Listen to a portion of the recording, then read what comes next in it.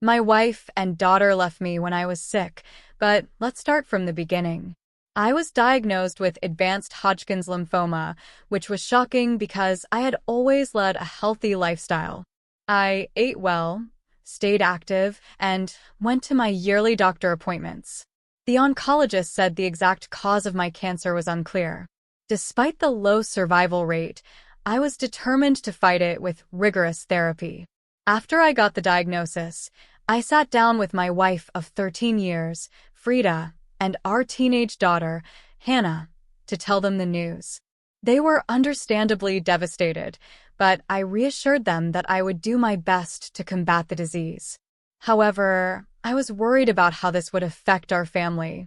The doctor had warned me that chemotherapy would be very hard and that many marriages don't survive such stress. That night, I shared my concerns with Frida. She assured me she would support me through my illness and do everything she could to help. We were financially stable because of my good insurance, our savings, and a trust fund from my late grandfather. Our house was paid off, and we had money set aside for Hannah's college education in case something happened to me. A week later, I started chemotherapy, and it was incredibly exhausting. I came home feeling utterly drained, like I had been hit by a freight train. I could barely feed myself, let alone do basic tasks like bathing or walking. Frida and Hannah took care of meals, housework, driving me to appointments, and getting my prescriptions. I tried not to ask too much of them and did what I could when I had the energy. This went on for 2 grueling months. But then I started noticing changes.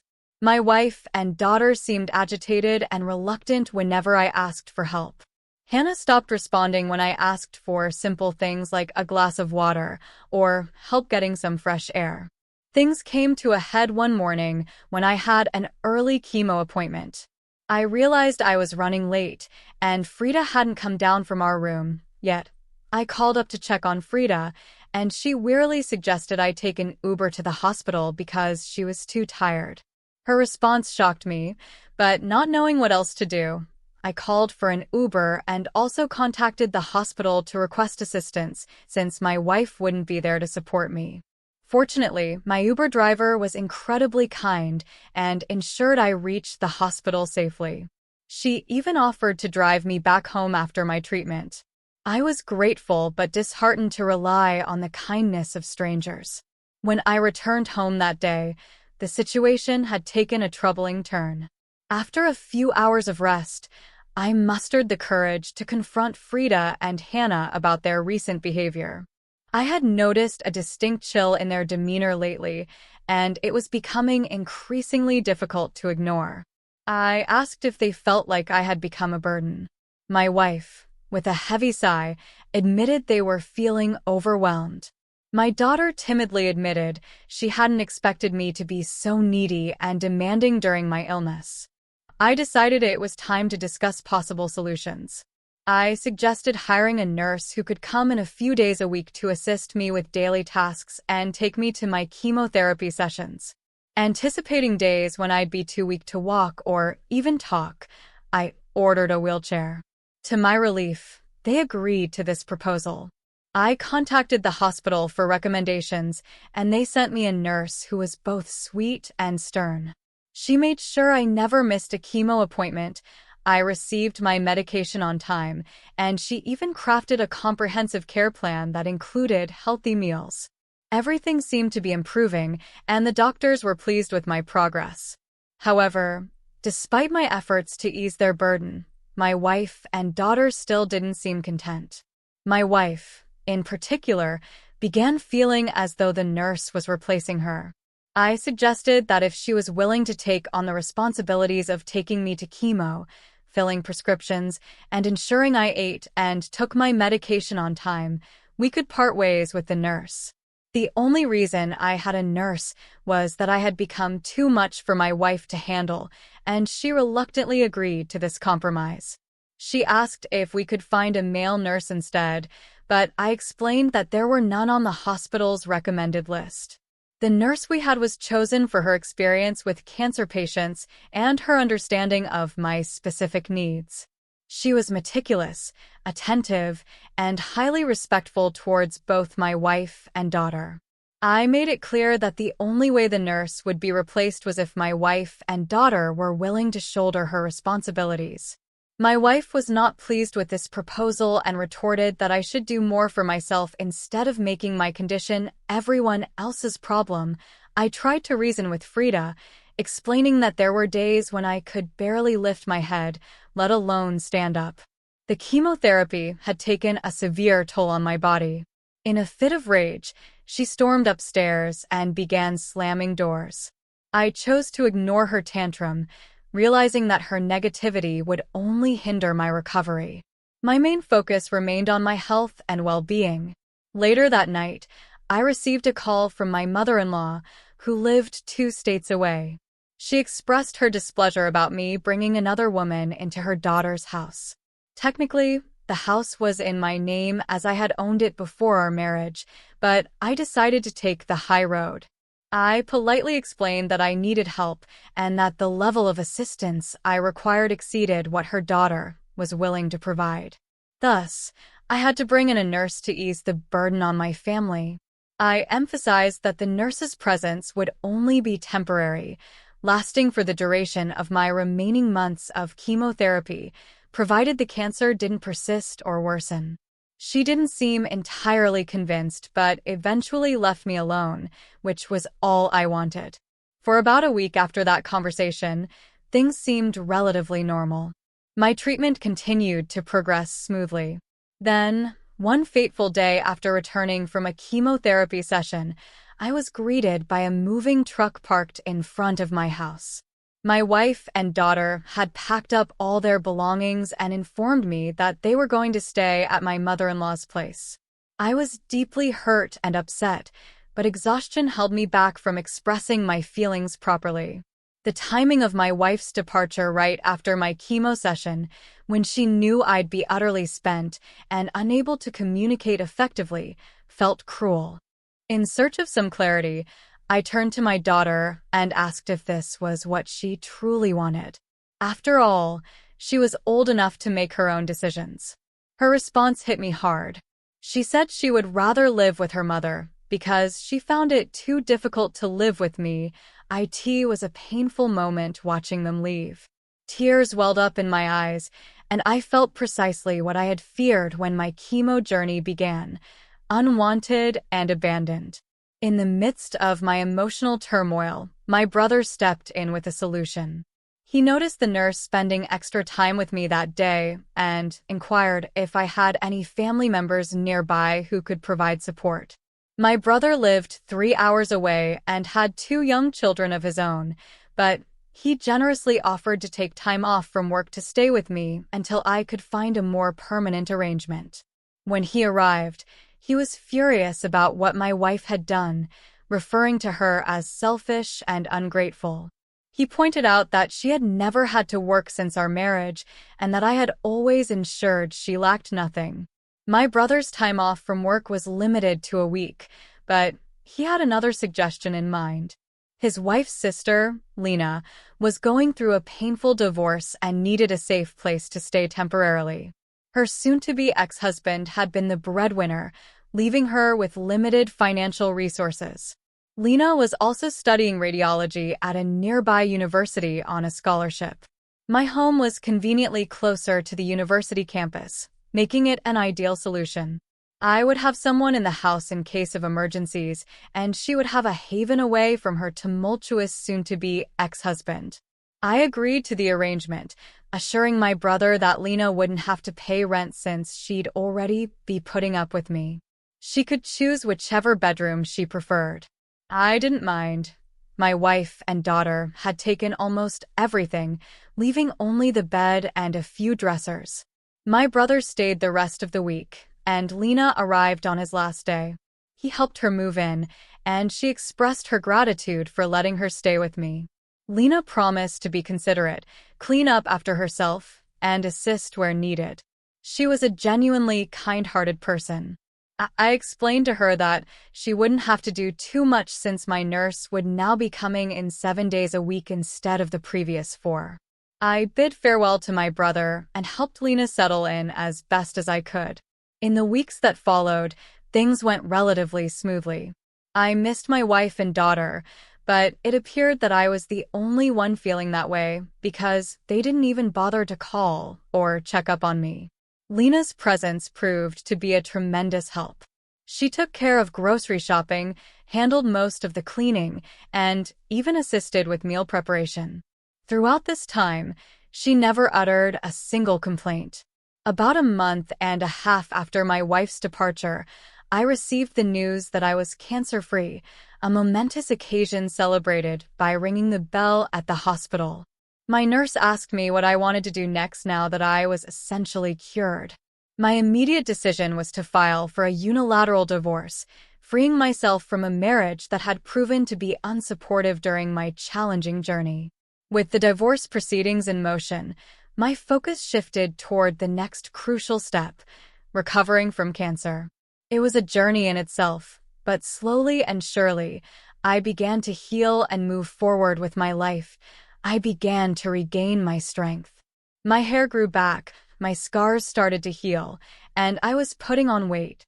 I mostly stuck to my healthy meal regimen, but allowed myself some cheat days to enjoy the favorite meals I had missed during my illness.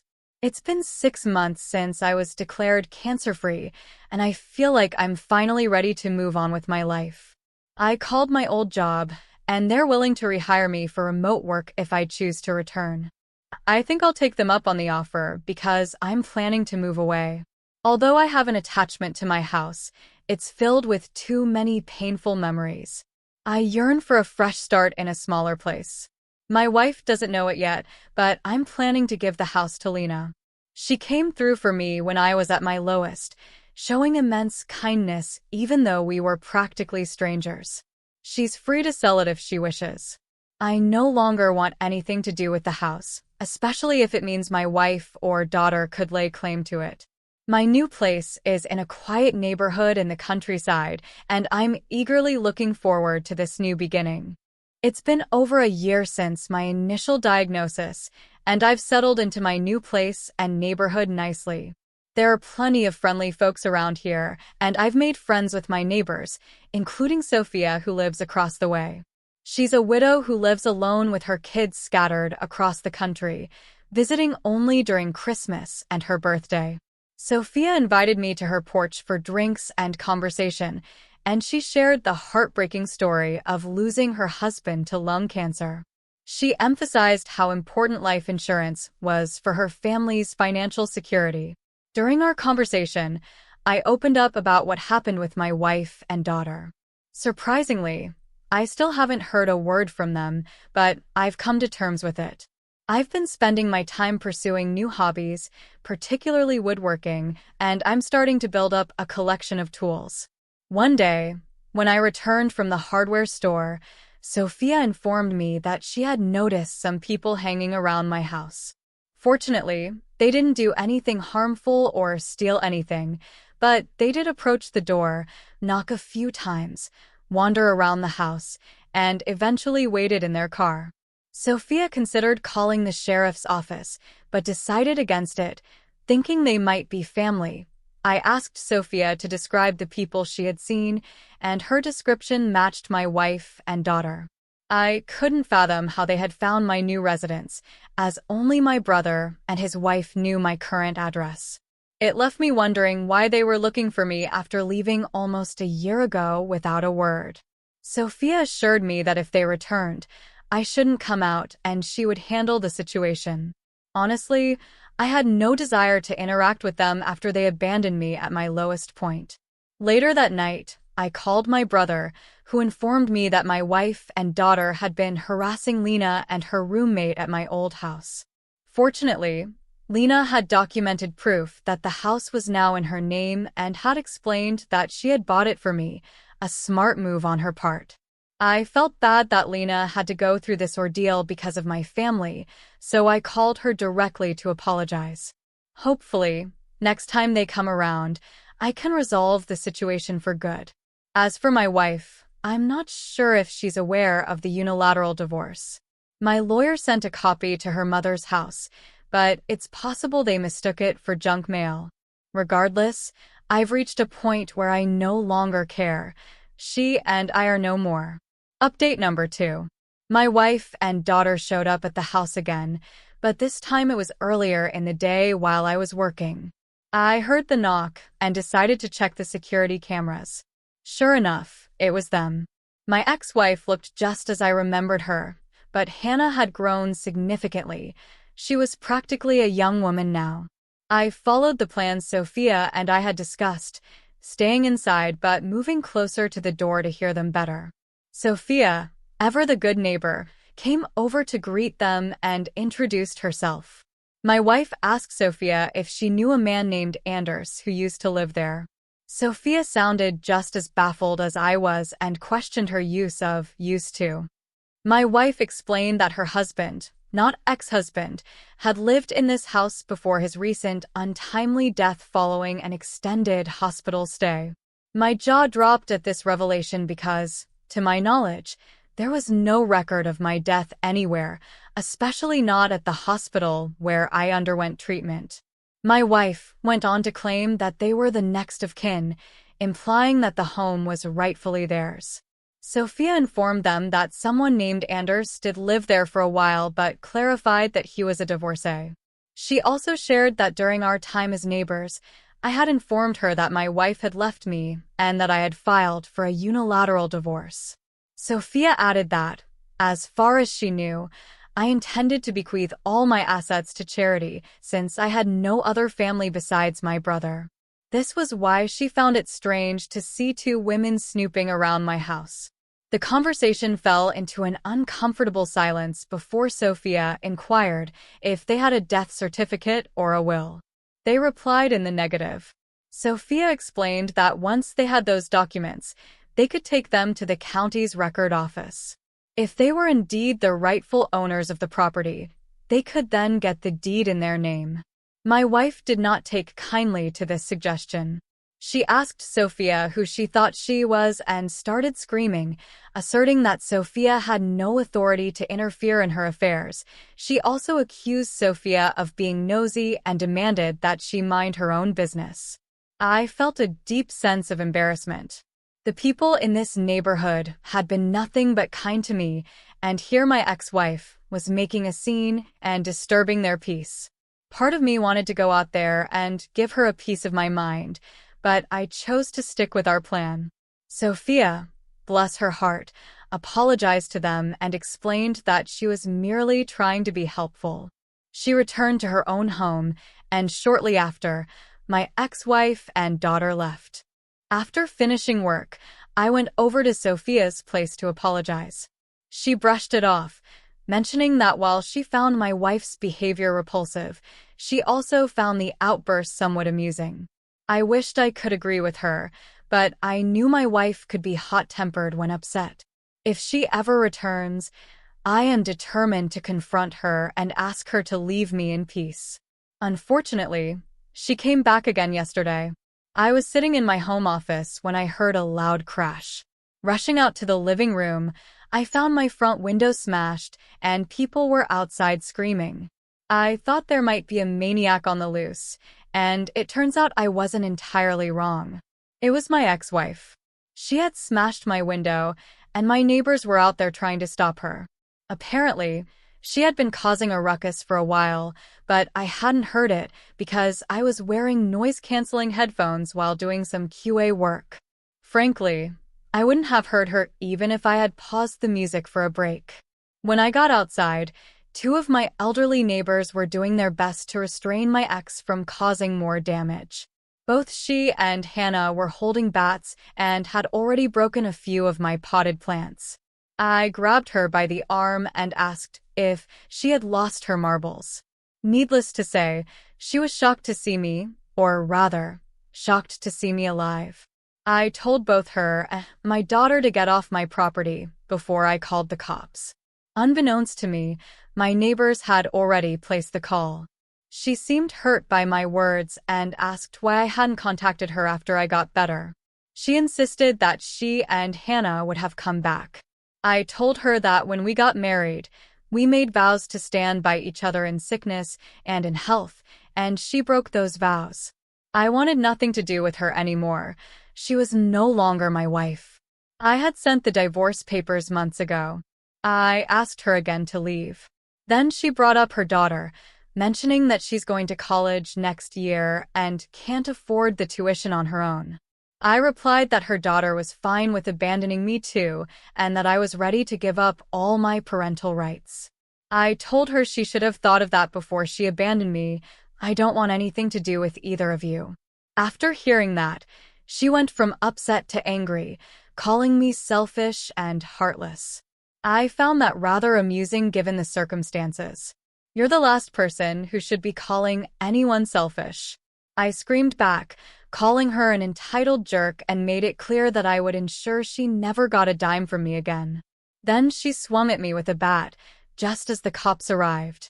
They immediately arrested both her and my daughter. They asked if I wanted to press charges, and of course, I did.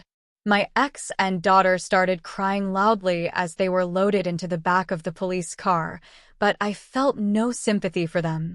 I had everything that happened on camera, including my wife smashing the window, and I had already submitted it to the police. After work, I ordered a new window and cleaned up the glass. Someone will be coming to deal with it tomorrow, but for now, a rigged-up tarp is keeping out the elements. Sophia gave me some buckets to put my plants in until I can replace the pots. Curious about what had brought my ex-wife back, I did some digging. It turns out her mom passed away 2 months ago, and they found out that the house they had been staying in didn't belong to her or her husband. It belonged to his cousin. The cousin decided to kick them out because he wanted to sell it. With both of my ex-wife's parents now gone, she and our daughter sold most of their parents' belongings and had been living in a motel for a while. When they came back to our old home and saw Lena there, they assumed I had died and went snooping around for recordings of my assets and purchases, which is how they found me. Regardless, they're facing charges of vandalism, attempted break-in, and attempted assault. Since Hannah is a minor, she's receiving community service, but my ex-wife is facing time behind bars, as this was clearly premeditated. I'm considering obtaining a restraining order as well. At least for now, I won't have to worry about her for a good long while.